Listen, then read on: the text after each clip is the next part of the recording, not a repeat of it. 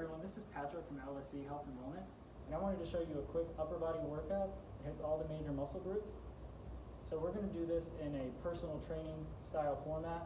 So we're going to pretend as if we're on a one-on-one personal training session. So let's start. So great way to start is working the back of the shoulders. You could do some type of cardio exercise to warm up prior to this point, whatever you prefer. So I like to do a rear delt fly. I'm holding weight plates. This is very convenient. If it has handles, you can move your thumbs through, whatever works best for you. I find this easy if I'm going to load up the bench. I already have the plates with me, and I can load it up as I get warmed up. So you can also do this with dumbbells.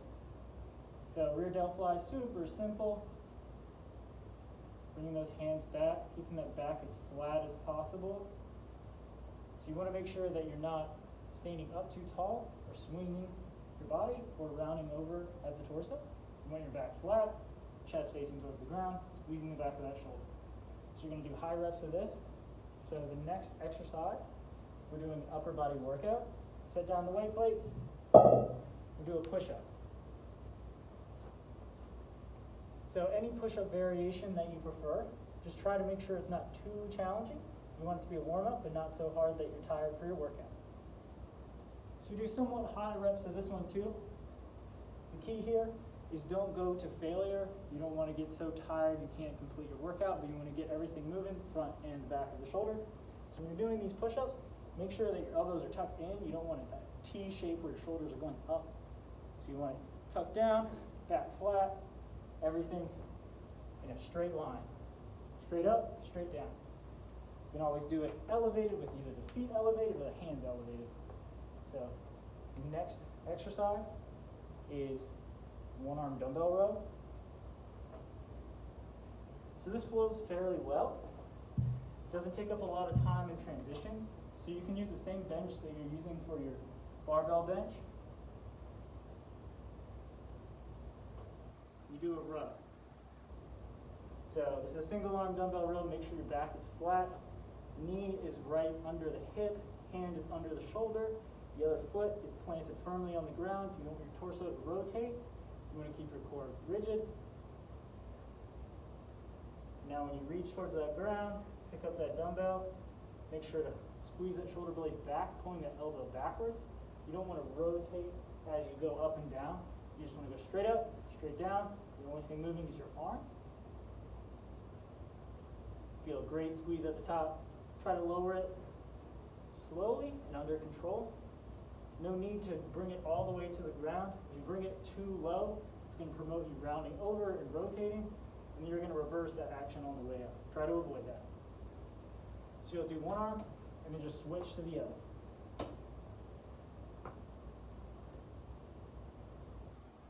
So you may notice you might have one arm that's stronger than the other.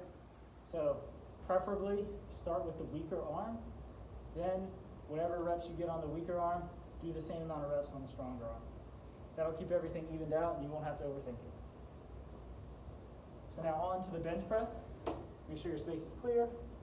Lay down on the bench. If you're using a barbell, you can use dumbbells as well.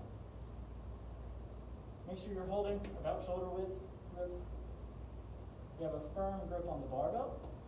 Now if you're doing a self lift off and no one's assisting you, make sure you get a little bit of an arch in your head and eyes. Your eyes are right under the barbell. What you're going to do is then make sure your body weight is on the upper back. Make sure your hips stay on the bench at all times. And then before you lift this bar up, actually bring your hips up. Press the bar up and then bring your hips back down. So your hips should be down while you're pressing, but when you go to pick that weight up the first time, you can bring your hips up off the ground, off the bench, and then come straight down, straight up, under control. Really focus on how you're moving with this first weight you're using. So this shouldn't be too challenging, but it's sometimes really easy to kind of fly through your warm-up without paying attention to the way you're moving. And if you do that, you're just practicing moving incorrectly for your workout. Okay everyone, so now we're on to the shoulder press. So You're going to start standing. You can do this seated as well. You're just going to keep your torso upright best that you can. You want to keep that core engaged. You don't want to arch too much in the lower back. You want to just keep it rigid. You're going to squeeze the glutes as you do this exercise. That'll help you keep your core engaged and prevent you from arching too much at your back, especially when the exercise gets challenging. So the next thing is getting these weights up to your shoulders. So you're going to start at your shoulders. The dumbbells may or may not tap your actual shoulder.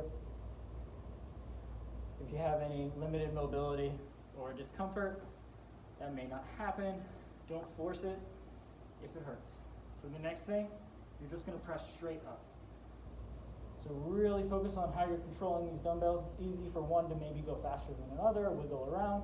If you're warming up and the weight is light, still pay attention to the way you do these. You want each rep to look exactly the same. You don't want them wobbling around as you do so. So you're just going to press straight up and straight down. You want to make sure you're pressing directly up. If you press forward, it's going to make it harder because you're then now fighting it falling in front of you instead of staying directly under that weight. And when it gets hard, make sure to keep those glutes engaged so you don't arch your back like this when it gets really hard, trying to use your chest and every bit of your body to get that weight up. So after you're done with that, the next exercise we'll go on to is the pull-up. So one way to do the pull-up, there's normally a ton of different grips for the pull-up. Just start over.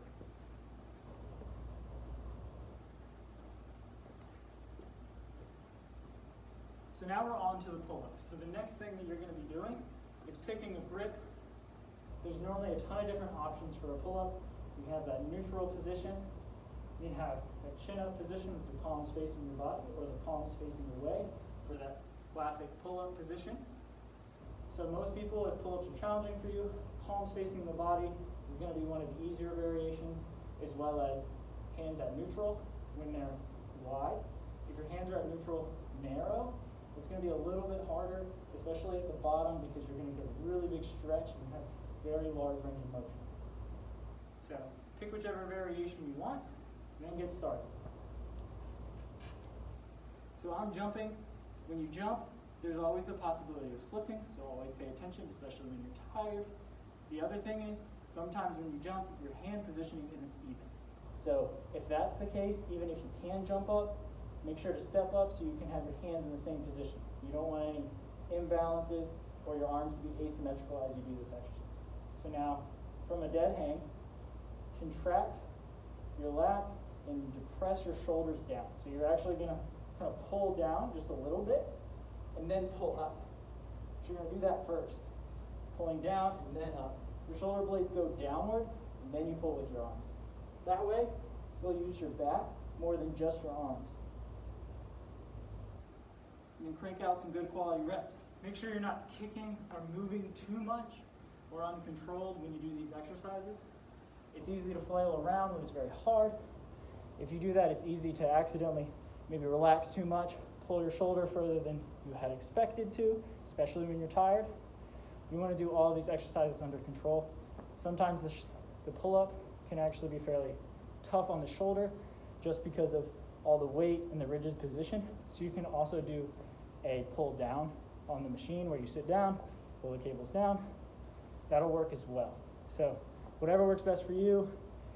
And if you can't regularly do a pull-up, sometimes it's easier to do the pull down. It's easier to adjust the weight. You don't have to set up bands or assist for the pull-up. So hope that was helpful. Hope you like the workout. Hope you like getting a little bit of coaching as well. And last but not least, even if you're in our facilities or another one, don't forget to clean up your weights and sanitize everything. Make sure to stay safe, everybody.